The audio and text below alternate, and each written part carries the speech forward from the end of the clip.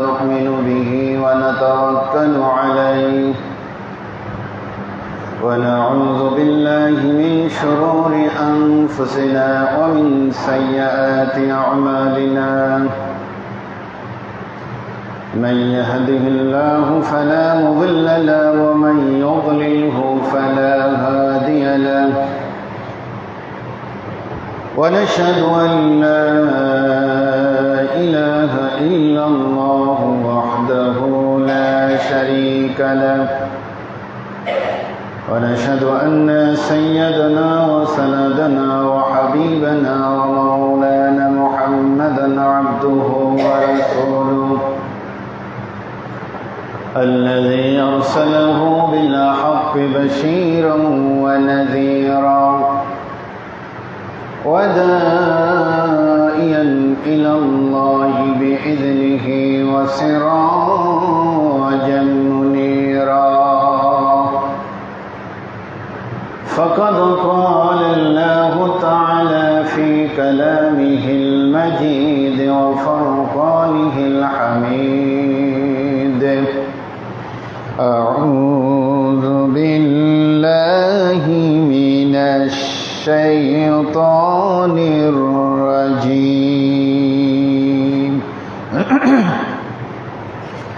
بسم الله الرحمن الرحيم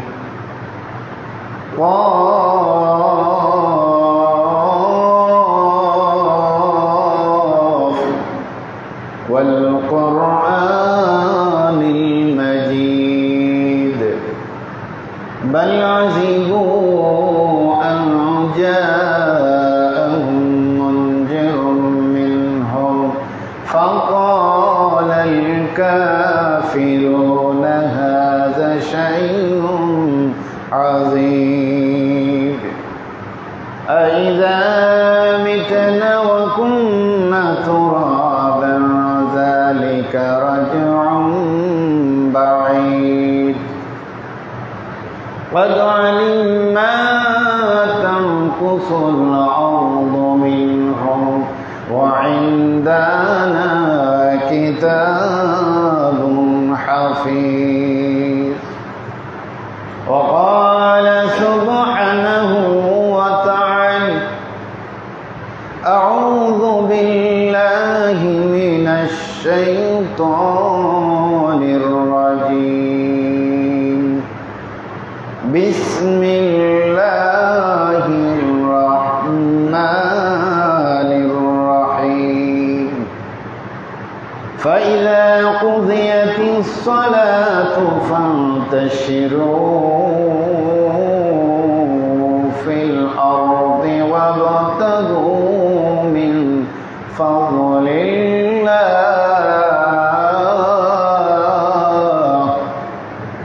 واذكروا الله كثيرا لعلكم تفلحون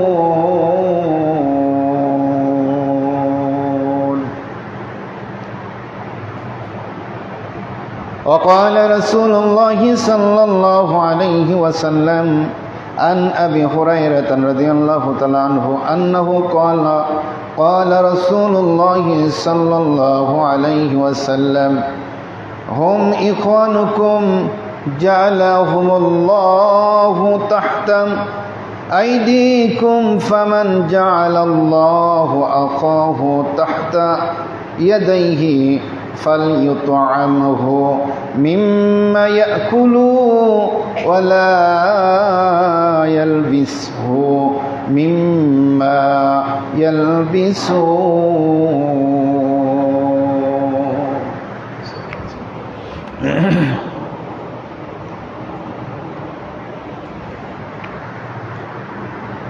الحمد لله وكفى وسلام على عباده الذين اصطفى أما بعد فإن خير الحديث كتاب الله وخير الهدي هدي محمد وشر الأمور محدثاتها وكل محدثة بدعة وكل بدعة ضلالة وكل ضلالة في النار أما بعد فأعوذ بالله من الشيطان الرجيم بسم الله الرحمن الرحيم إن الله وملائكته يصلون على النبي يا أيها الذين آمنوا صلوا عليه وسلموا تسليما اللهم صل على محمد وعلى آل محمد كما صليت على إبراهيم وعلى آل إبراهيم إنك حميد مجيد اللهم بارك على محمد وعلى آل محمد كما باركت على إبراهيم وعلى آل إبراهيم إنك حميد مجيد আলহামদুলিল্লাহ যাবতীয় প্রশংসা সেই মহান আল্লাহ পাকের জন্য যে মহান আল্লাহ পাক আমাদেরকে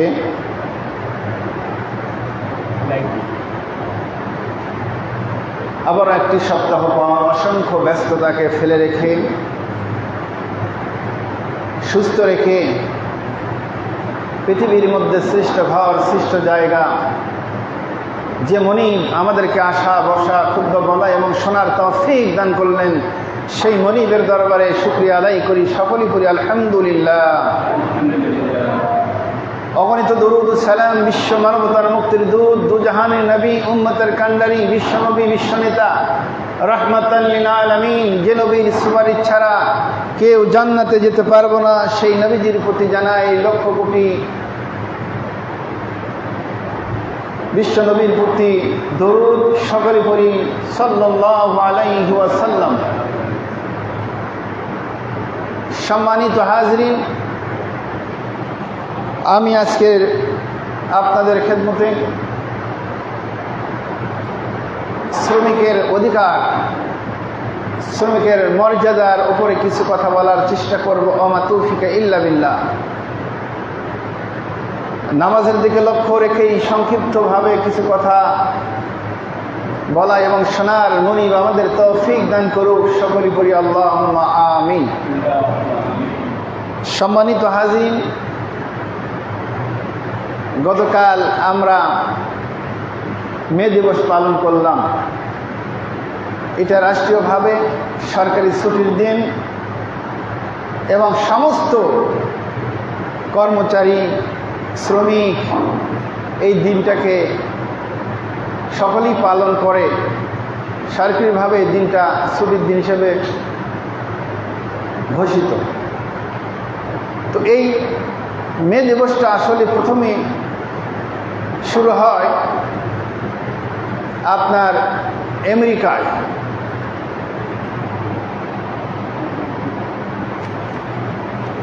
আমেরিকাতে সর্বপ্রথম 1886 সালে 4 মে আমেরিকার শিকাগো শহরে শ্রমিক একটি আন্দোলনের ডাক দেয়। কারণ এই শ্রমিকেরা অত্যন্ত পরিশ্রম করে তাদের ন্যায্য মূল্য তারা পায় না।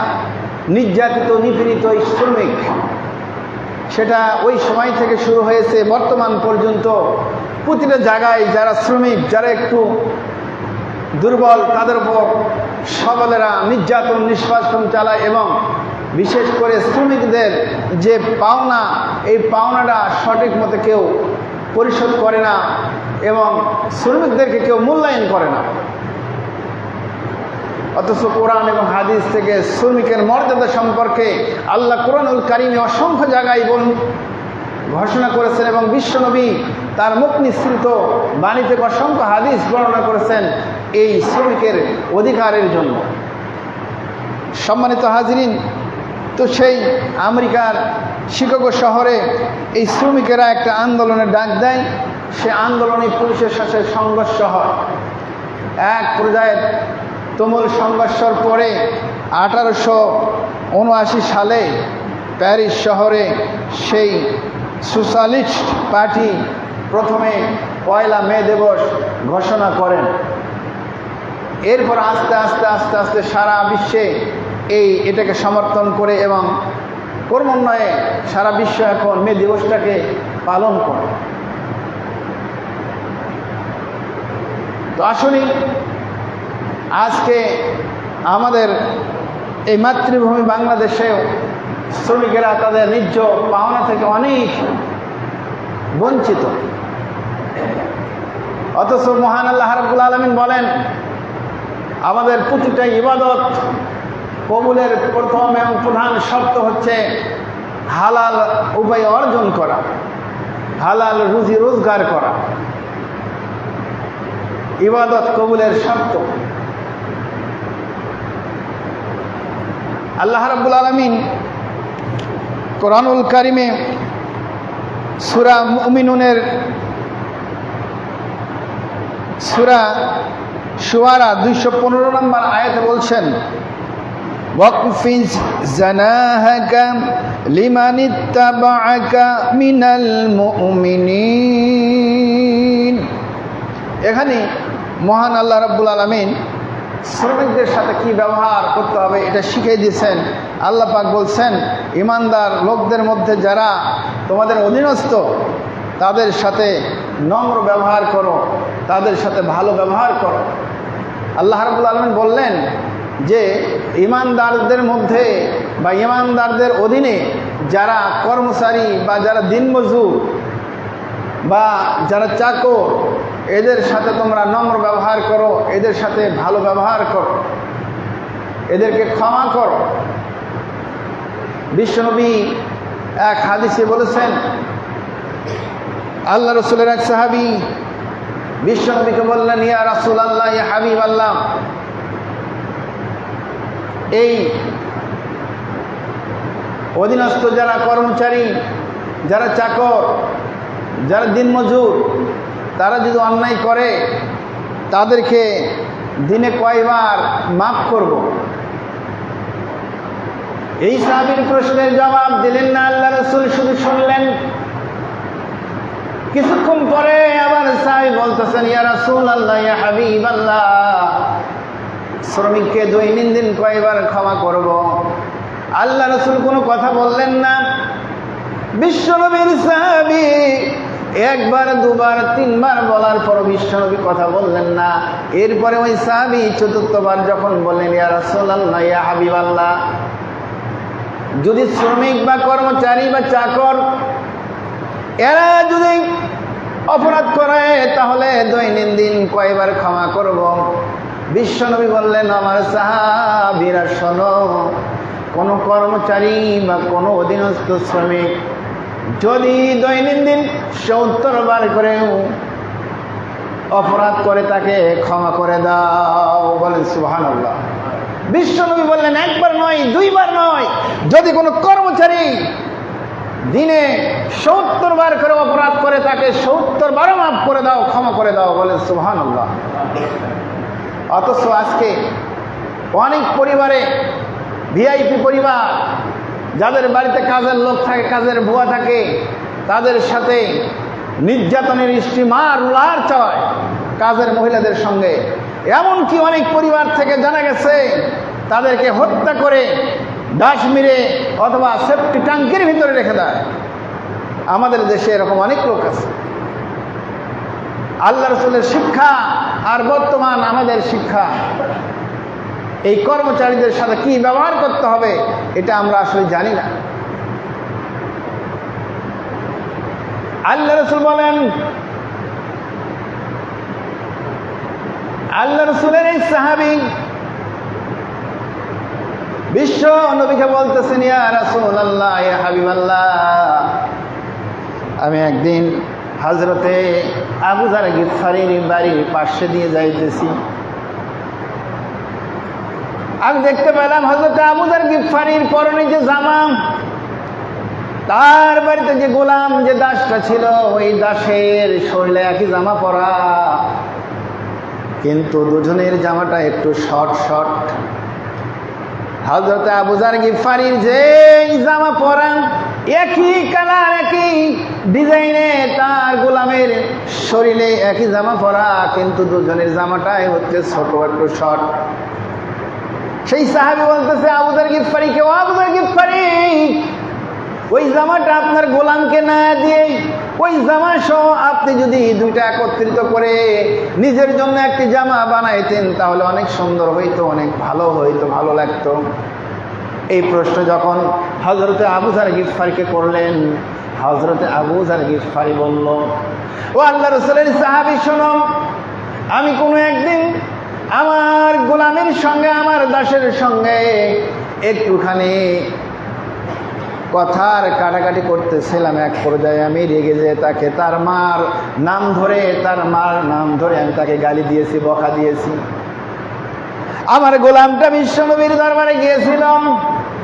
বিশ্বনবীর দরবারে গিয়ে বিশ্বনবীকে নালিশ করেছে, ইয়া রাসূলুল্লাহ, ইয়া হাবিবাল্লাহ, ইয়া আল্লাহর রাসূল, আপনার সাহাবী হযরতে আবু যার গিফারী আমাকে গালি দিয়েছে এবং আমার মার নাম তুলে আমাকে বকা দিয়েছে। ইয়া রাসূলুল্লাহ, এর বিচার চাই।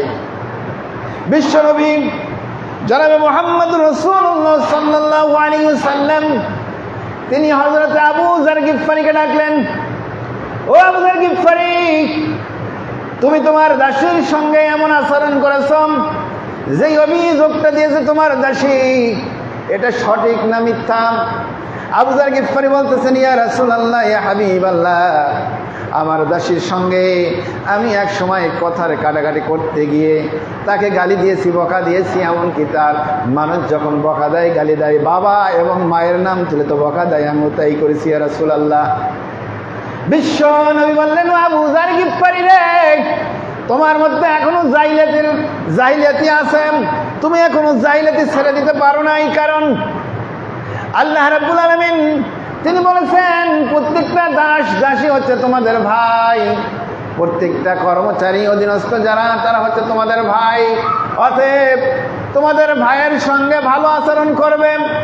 তোমরা যা খাবে, তোমরা যা হান করবে, তোমাদের দাসীকে তা খাওয়াবে। তোমরা যা পড়বে, তোমাদের অধীনস্থ দাসীদের তা পড়াবে।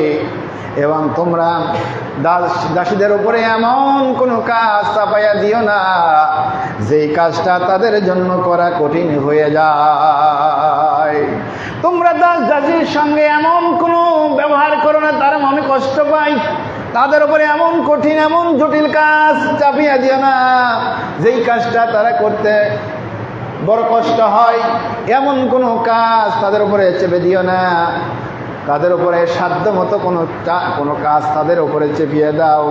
তারা যদি করতে গিয়ে সমস্যায় পড়ে, তাহলে তুমি গিয়ে তোমার কর্মচারীকে সাহায্য করো, সহযোগিতা করো, যাতে সে সহজেই তোমার কাজটা করতে পারে। বলেন সুবহানাল্লাহ। বিশ্বনবী কি মডেল সমস্ত মানুষের জন্য, একজন model, complete code of life Islam. ইসলামের মধ্যে সব কিছু পরিপূর্ণ জীবন ব্যবস্থা, এমন কোনো কিছু নাই যেটা ইসলামের মধ্যে নাই, আল্লাহ রাসূলের চরিত্রের মধ্যে নাই, এমন কোনো কিছু নাই। এই জন্য আল্লাহ রাব্বুল আলামিন বলেন, মা আতাকুমুর রাসূলু ফাখুযুহু ওয়া মা নাহকুম আনহু ফান্তাহু।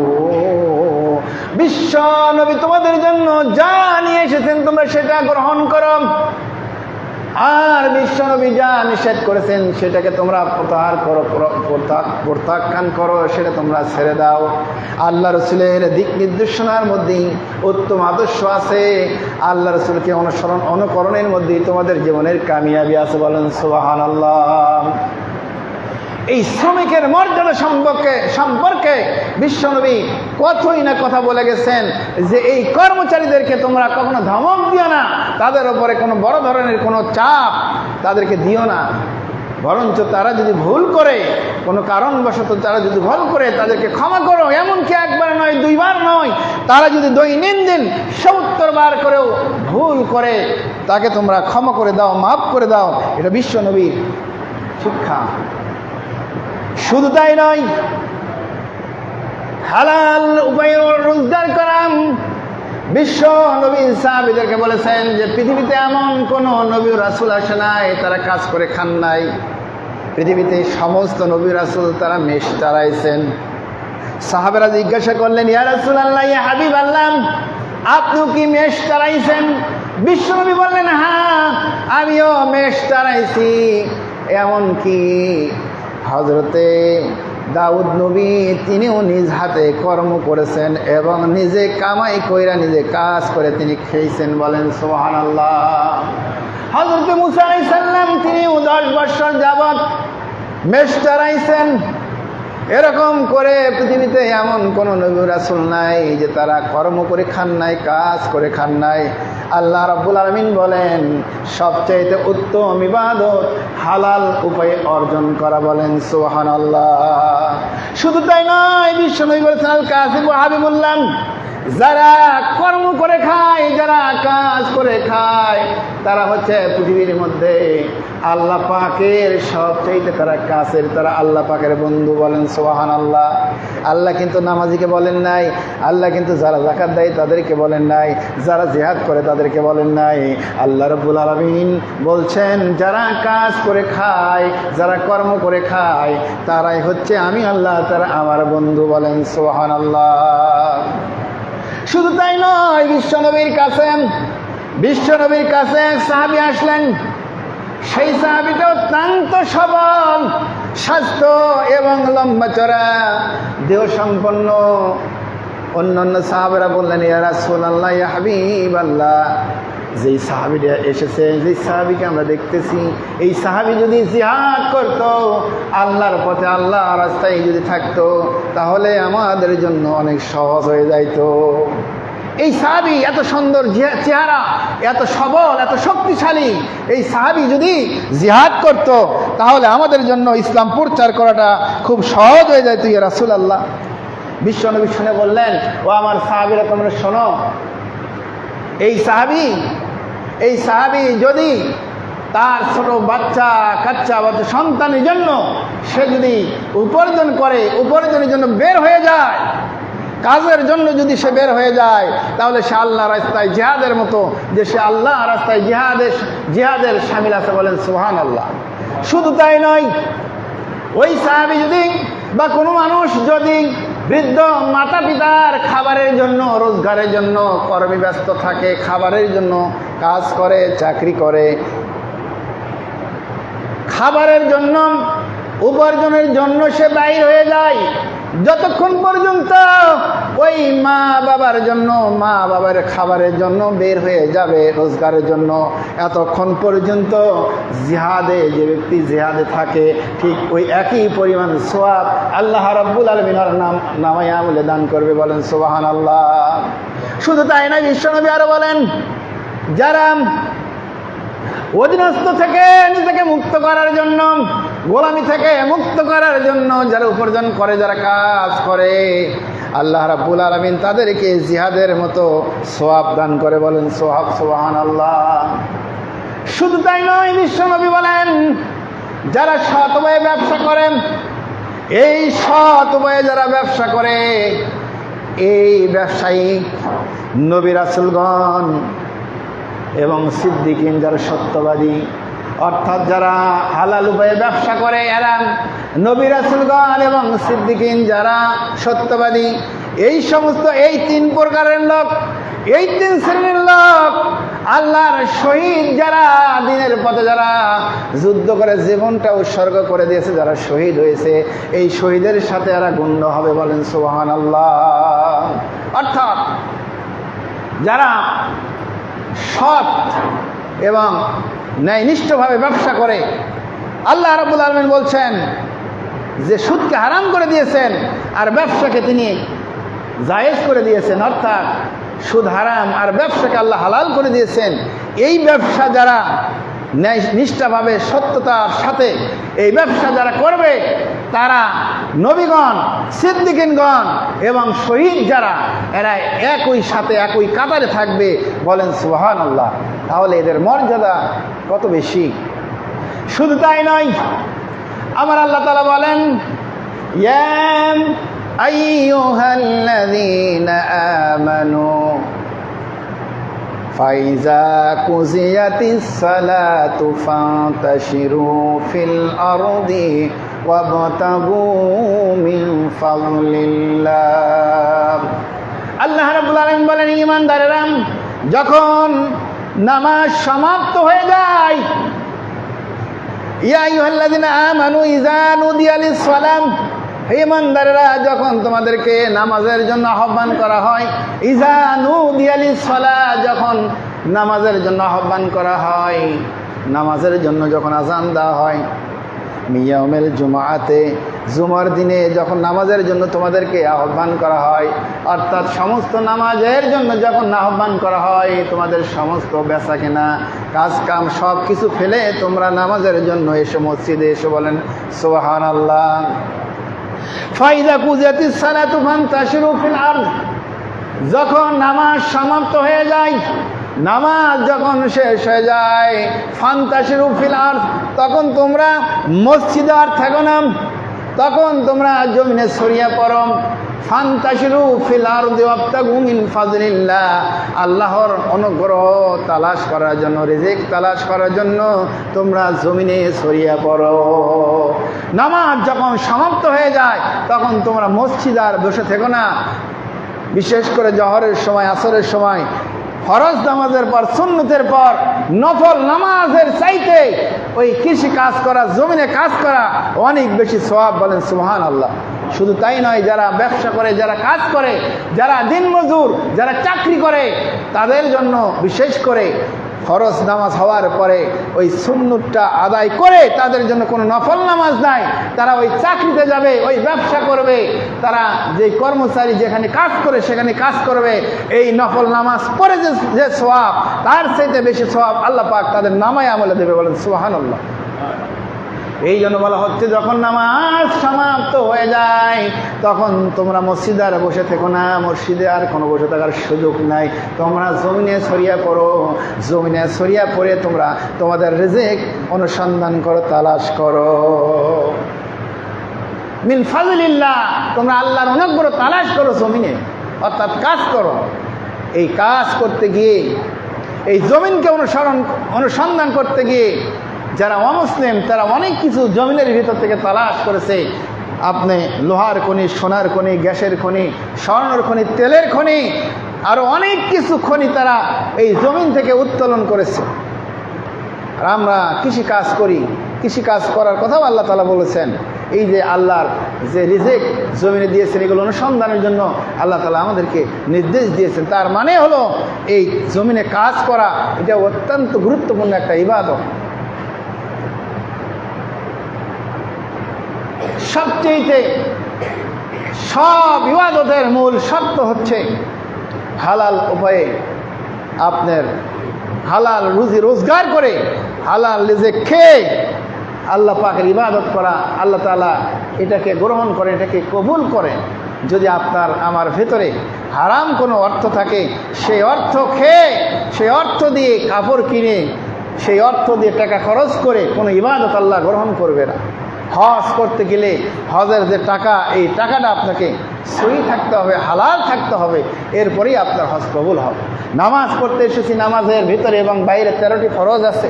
এর মধ্যে আপনার শরীর পাক, এর মধ্যে আপনার কাপড় পাক। এই শরীর পাক বলতে আমরা কি বুঝি? অনেকেই মনে করি পেশাব পায়খানার থেকে পাক হলাম। হ্যাঁ, এটাও কথা ঠিক আছে, কিন্তু যেই খাদ্যটা দিয়ে আপনার শরীরটাকে তাজা করেছেন, এই খাদ্যটাকে আপনাকে হালাল হতে হবে। যেই পোশাকটা আপনি ক্রয় করেছেন, এই পোশাকটা যেমন ওই পশু পাখির পেশাব পায়খানা থেকে পবিত্র থাকতে হবে, ঠিক অনুরূপ আপনি যে হালাল, আপনি যে অর্থ কামাই করতেছেন, এই অর্থটাও, যে অর্থ দিয়ে আপনি এই কাপড়টা ক্রয় করেছেন, এটাও হালাল হতে হবে। এরকমভাবে ইবাদতের, সমস্ত ইবাদতের মূল শর্তই হচ্ছে আপনাকে হালাল উপায়ে অর্জন করতে হবে, হালাল পন্থায় আপনাকে রিজিক তালাশ করতে হবে। বিশ্বনবীর সাহাবী হযরত উমর রাদিয়াল্লাহু তাআলা আনহু হইতে বর্ণিত, তিনি বলেন বিশ্বনবী বলেছেন, যখন কোনো কর্মচারী তোমাদের কাজ করবে, যখন কোনো লেবার কাজ করবে অথবা কোনো দিনমজুর কাজ করবে, দিনমজুর যখন কাজ কমপ্লিট করলো, দিনমজুরের ওই গায়ের বা শরীরের ঘাম শুকানোর আগে তার হাদিয়াটা, তার মূল্যটা, তার মজুরিটা তাকে দিয়ে দিতে হবে। বিশ্বনবী বললেন, হযরতে ওমর রাদিয়াল্লাহু আনহু হতে বর্ণিত, তিনি বলেন রাসূল সাল্লাল্লাহু আলাইহি ওয়াসাল্লাম বলেছেন, যখন কোনো কর্মচারী বা কোনো দিনমজুর কাজ করে, কোনো লেবার কাজ করে, এই লেবারকে তোমরা আজকে টাকা না দিয়ে বারবার ঘুরাবা, কালকে পশু টসু এরকমভাবে ঘুরাবা, এটা কখনো করা যাবে না। এই লেবারের আপনি কাজ করার পরে এর শরীরের ঘামটা শুকানোর আগেই বিশ্বনবী তাগিদ দিয়েছেন তার মজুরিটা দিয়ে দিতে। বলেন সুবহানাল্লাহ। কিন্তু আমাদের মধ্যে অনেক মানুষ আছে যারা এই শ্রমিককে মর্যাদাই দিতে জানি না, মানে এই লেবার, শ্রমিক, মজুরি, চাকর, এদেরকে আমরা মূল্যায়ন করি না, মানুষ হিসেবে এদেরকে আমরা ধরি না, এটা আমাদের অবস্থা।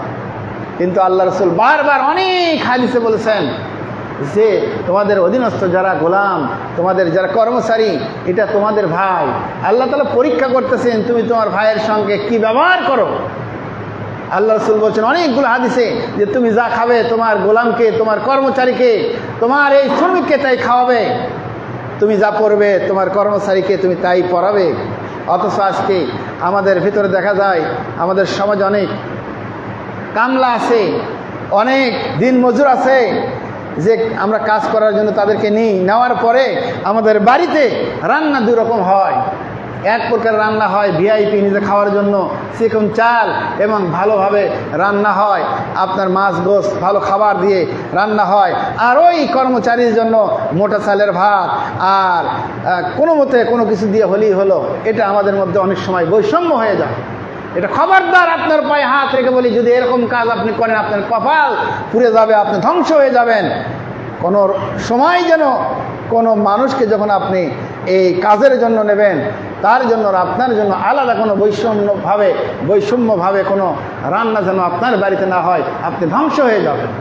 এই বৈষম্য করা যাবে না, এটা আল্লাহ রাসূল কঠোর নির্দেশ দিয়েছেন, এটা করা যাবে না। শুধু তাই না, আল্লাহ বলছেন সূরা দুহার মধ্যে ফাম্মাল ইয়াতীমা ফালা তাকহার ওয়া আম্মাস সাইলা ফালা তানহার। আল্লাহ রাব্বুল আলামিন এখানে বলছেন তোমরা এতিমদেরকে ধমক দিও না, আর যারা সাইল তাদেরকে ধমক দিও না, এতিমদেরকে দূরে সরে রাখিও না। আমরা মনে করি এতিম কারা, আমরা মনে করি যাদের পিতামাতা নাই তারা এতিম, হ্যাঁ তারাও এতিম।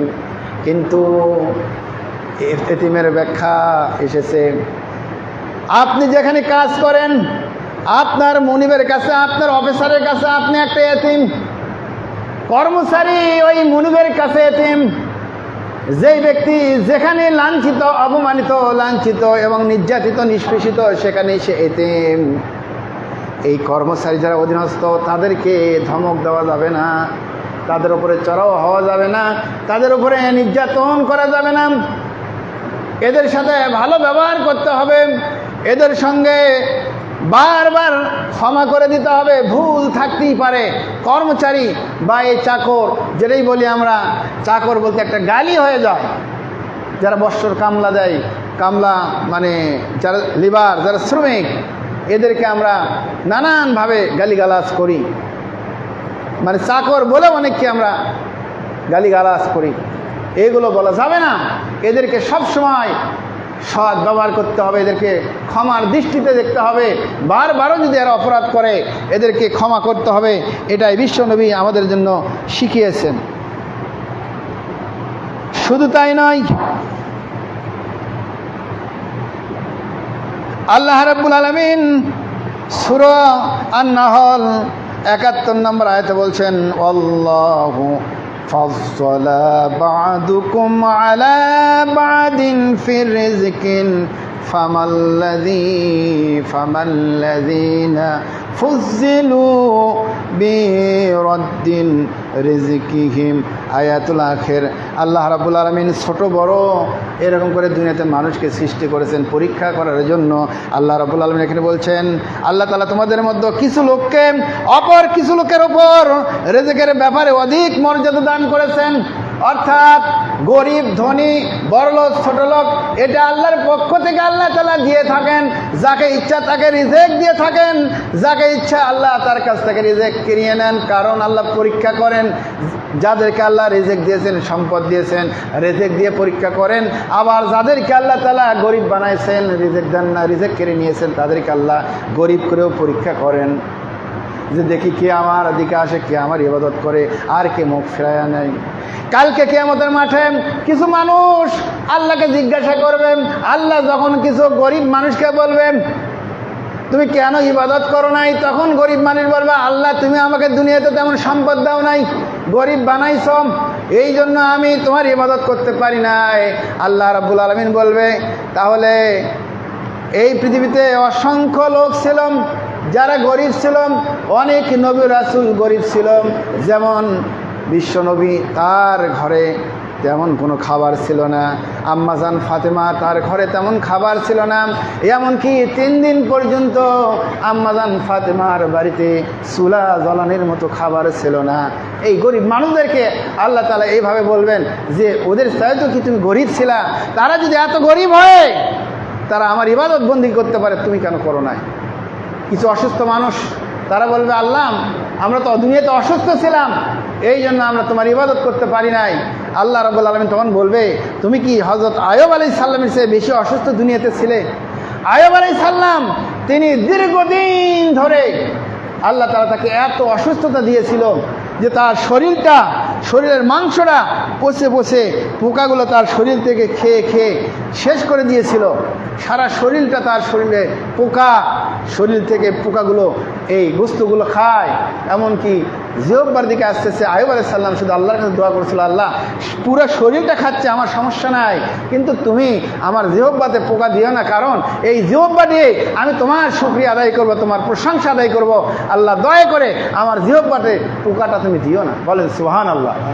আইয়ুব আলাইহিস সালামের শুকরিয়া, আল্লাহ তাআলার উপরে এত ধৈর্য, এই ধৈর্যই তিনি পাশ করেছেন। আল্লাহ তাআলা এরপরে আইয়ুব আলাইহিস সালামকে সুস্থতা দিয়েছে। বলেন সুবহানাল্লাহ। আমাদের মধ্যে অনেক সময় একটু অসুস্থতার কারণে আমরা নামাজ পড়ি না। আমরা অনেক সময় আল্লাহর কাছে আমরা বলি যে আল্লাহ এত মানুষ থাকতে আমাকে বারবার এই বিপদ ওই বিপদ, অনেক কিছু আমরা বলে থাকি। এটা কিন্তু আল্লাহ আমাদেরকে এগুলো দিয়ে পরীক্ষা করে। এরপরে কিছু মানুষ কিছু মহিলাকে জিজ্ঞাসা করবে, হে নারীরা তোমরা দুনিয়াতে কাজ করনি কেন, আমার ইবাদত বন্দিগি কেন করনি? তখন এরা বলবে যে আমার স্বামী আমাদেরকে ভালো সাপোর্ট দিত না, আমার স্বামীদের অত্যাচারের কারণে আমরা ইবাদত করতে পারিনি। কারণ আল্লাহ বলবে তোমার স্বামী কি সেই ফিরআউনের চাইতে বেশি খারাপ ছিল? তোমার স্বামী কি ফিরআউনের চাইতে বেশি নির্যাতন চালাইছে তোমাকে? ফিরআউন হযরত আসিয়াকে এত নির্যাতন চালাইছে, তারপরেও আসিয়া তো আল্লাহ তাআলার শুকরিয়া, আল্লাহর ইবাদত সবসময় করেছে। ফিরআউনকে কখনো রব বলে স্বীকার করে নাই। স্বামীর এত নির্যাতন চালানোর পরেও সে আল্লাহকে ভুলে যায় নাই।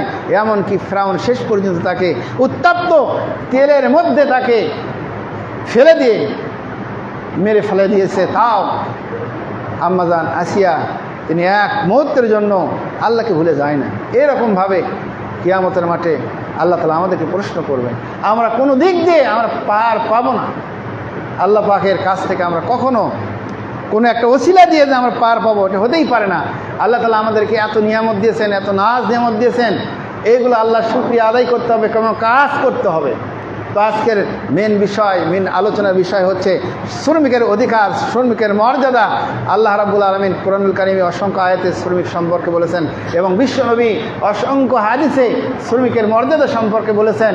আমাদের অধীনস্থ যে সমস্ত মানুষকে আমরা অনেক সময় কাজের জন্য নিই, অনেক সময় আমরা দিন মজুর নিই, এদের সাথে আমাদের ভালো ব্যবহার করতে হবে, মহব্বত করতে হবে। আমরা নিজে যা খাবো এদেরকে তাই খাওয়াতে হবে, আমরা যেটা পরবো তাদেরকে এটা পরাতে হবে। এরপরেও কাজের মানুষ যদি কোনো ভুল করে থাকে, আমরা তাকে ক্ষমা করব। যেহেতু আল্লাহ রসুল বলেছেন দৈনন্দিন যদি 70 বার হয় তবু তারা যদি দৈনন্দিন 70 বার ভুল করে তাকে ক্ষমা করতে হবে, প্রতিশোধ নেওয়া যাবে না। এটা আল্লাহ রসুল আমাদেরকে শিক্ষা দেয় না। অতএব আসুন, গতকাল আমরা যে মে দিবসটা পালন করেছি, এটা শ্রমিকেরা কাজ করবে তার ন্যায্য পাওনার জন্য। শ্রমিককে নির্যাতন, নিষ্পেষণ, এরপর শ্রমিকের অধিকার থেকে বঞ্চিত এটা যেন আর না হয়। শ্রমিকের যে হক এটা যেন আমরা আদায় করতে পারি, শ্রমিকের পাওনা যেন আমরা পরিশোধ করতে পারি। এই উদারত আহ্বান জানিয়ে আজকের সংক্ষিপ্ত খুতবা শেষ করলাম। ওমা আলাইনা ইল্লাল বালাগ। সুবহানাকাল্লাহুম্মা ওয়া